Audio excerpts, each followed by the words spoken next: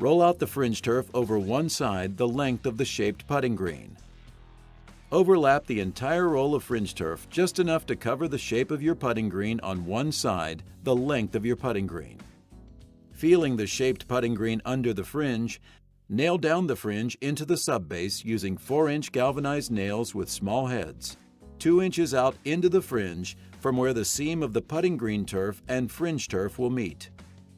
Place the nails every 6 inches the entire length of your fringe turf. Nailing between the rows of stitching will hide the nails. Next, come out 1 foot into the fringe turf and nail down the fringe every foot the entire length of your fringe turf. Next, cut along the outside perimeter where the fringe meets your border.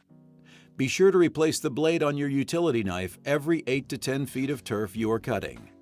Your goal is to cut through the fringe and not to rip through it. You are now ready to cut the fringe where the putting green and fringe turf meet. Using the edge of your shaped putting green as a guide, cut the fringe turf. Nail down the fringe turf 1 inch out into the fringe every 6 inches the entire length of the fringe. Nailing the fringe at the seam and a foot out from the seam will anchor and secure the fringe turf in place and make for a very tight fit. Do this for the entire perimeter of fringe turf.